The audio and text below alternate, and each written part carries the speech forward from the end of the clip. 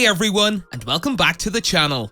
Today we're going to take a look inside the 1973 Porsche 911S in Top Gun Maverick. Let's get right into it. If you want to catch Pete Maverick Mitchell's eye, it helps to drive a Porsche. Tom Cruise's romantic interest, for the second time in as many Top Gun movies, is a fan of German sports vehicles. This time it's Jennifer Connelly, whose character Penny drives a silver 1973 911S in the just-released and record-breaking Top Gun Maverick. It's easy to see why Connelly's character is so captivated with the car. Because of its long nose and slender pre-impact bumper, the 1973 Porsche S is a true beauty appreciated by fans. Later models marketed in America had chunkier bumpers as a result of tighter safety rules, which some people still find unattractive.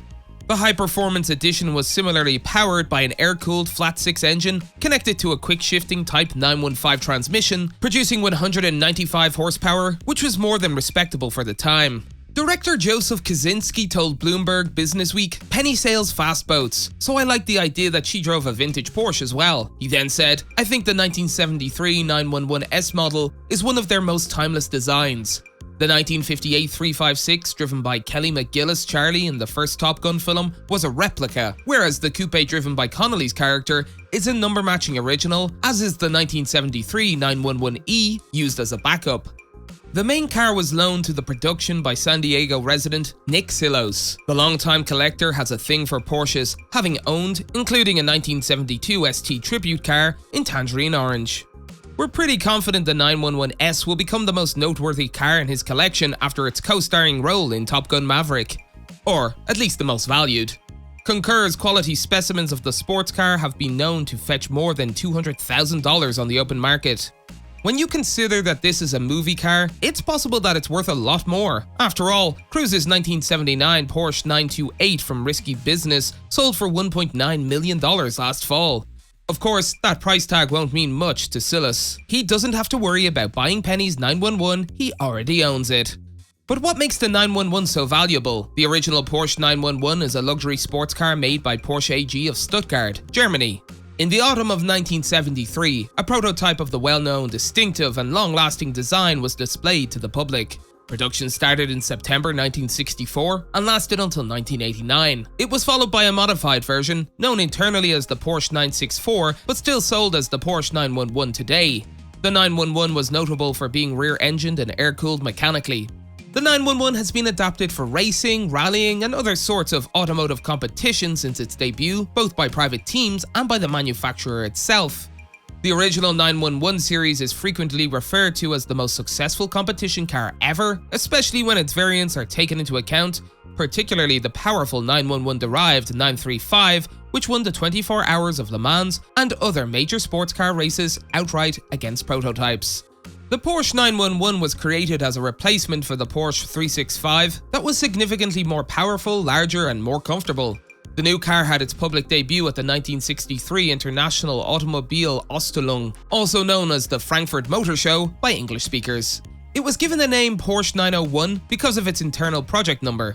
However, Peugeot protested on the grounds that in France it had exclusive rights to car names formed by three numbers with a zero in the middle. Instead of offering the new model under a different name in France, Porsche renamed it 911.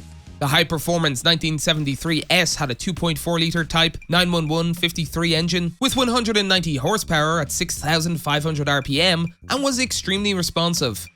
It was mated to a new Type 915 transmission, which featured improved internals and a more straightforward shifting pattern.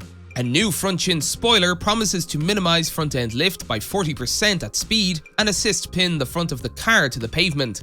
It was so successful that Porsche decided to use it across the entire 911 range. When it was new, the 1973 S was quite pricey, with a base price a little over $10,000 before any options were added.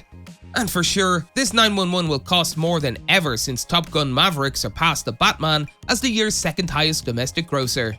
The film grossed $14.1 million on its third Friday, bringing its domestic total to $357 million and putting it on track for a $50 million weekend. This brings the film's total domestic gross to about $393 million. Maverick grossed roughly $740 million worldwide at the end of its third weekend. Needless to say, it is by far Tom Cruise's biggest domestic blockbuster, and it'll soon surpass Mission Impossible Fallout's $792 million global gross to become Cruise's most successful film. Unadjusted for inflation, of course. Inflation adjusted, the first Top Gun is still Cruise's biggest domestic hit, with a $180 million box office gross in 1986, equating to $440 million in 2022 dollars. Maverick is presently ahead of 1996 Mission Impossible if it surpasses the Batman's $369 million total.